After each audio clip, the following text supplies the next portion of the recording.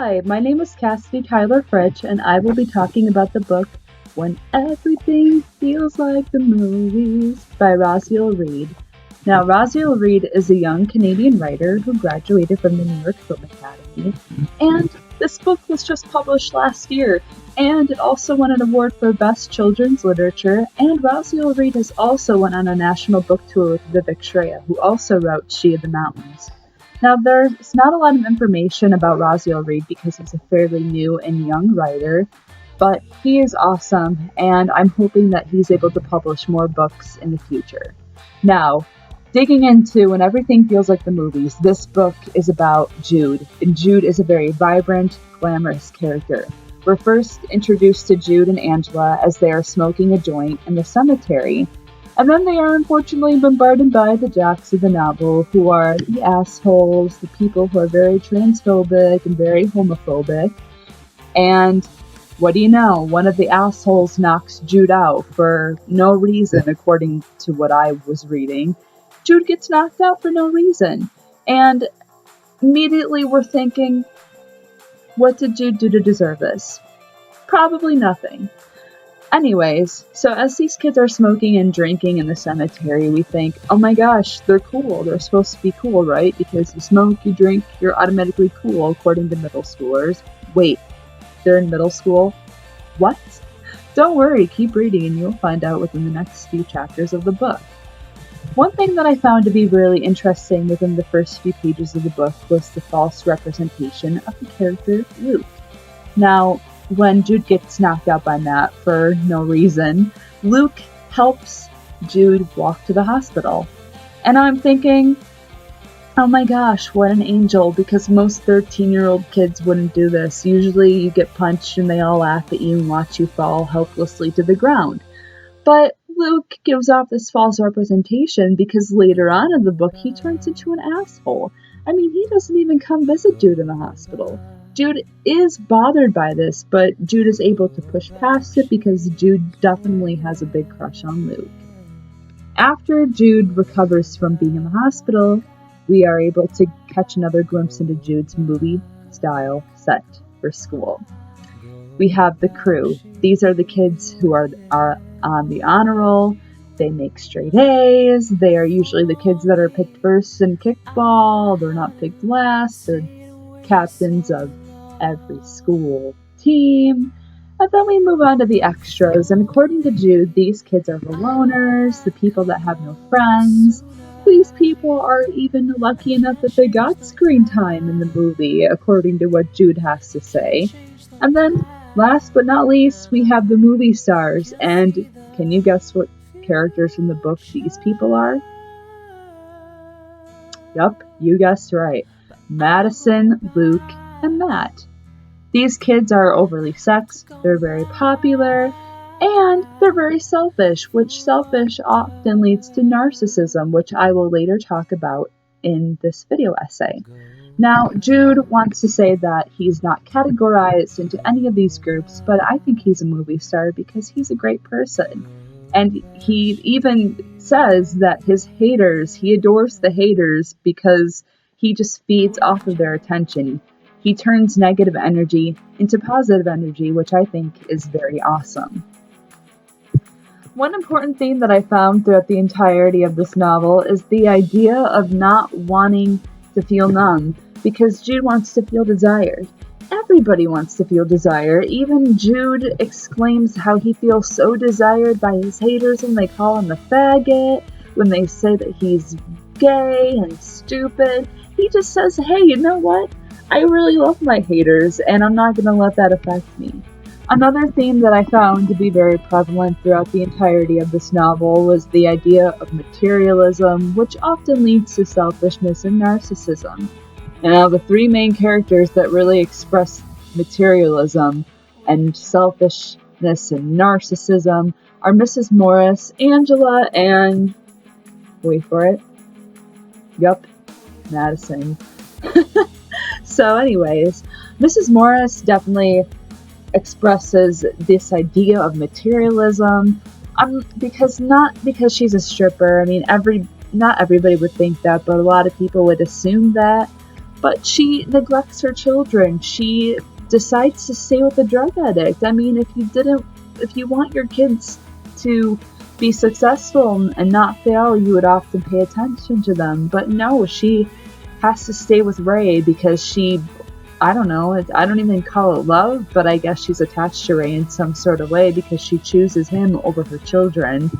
Angela definitely expresses this idea of selfishness and narcissism because she can't even think about anybody but herself.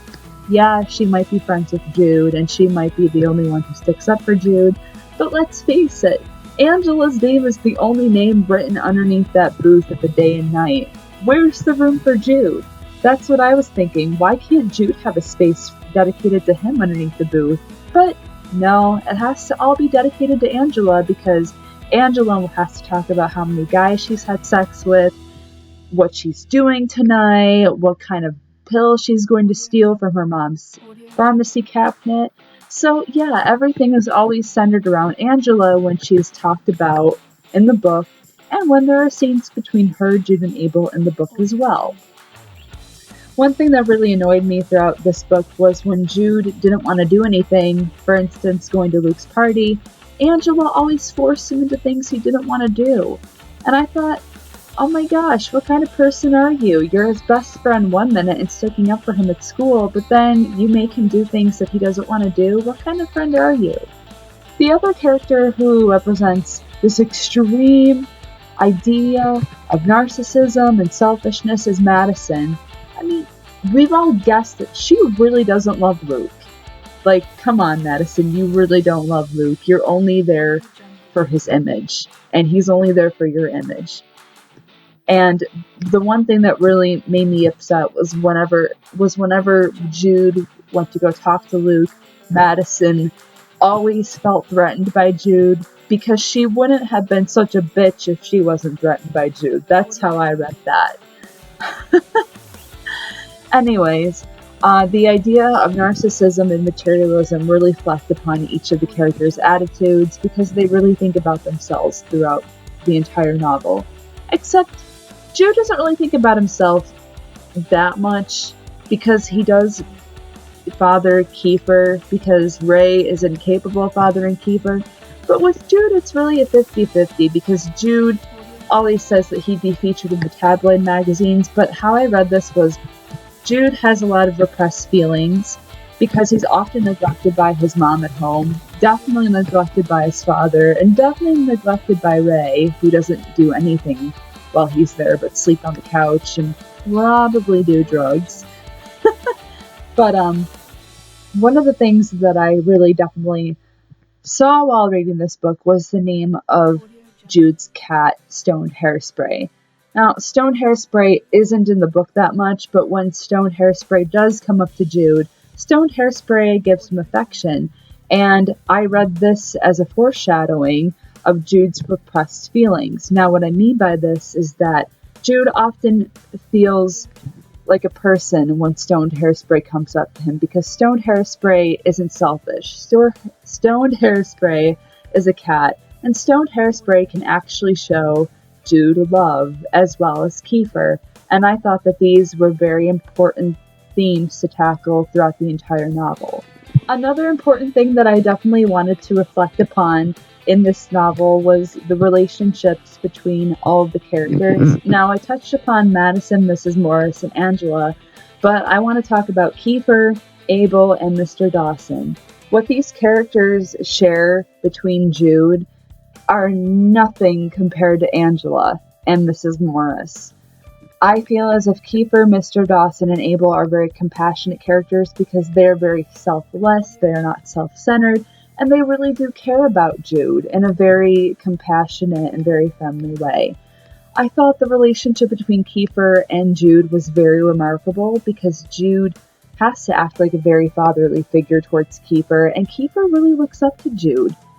I thought the scene between Jude and Kiefer where Jude puts on the makeup for Kiefer is very, very, very cute, and I thought, oh my gosh, this is very, very, very nice of Jude because Kiefer does really want to learn as to who his older brother is, but then we are torn when Reid comes into the room and forces Kiefer out of the room, and he forces Kiefer to go take a shower and to wipe her lipstick off.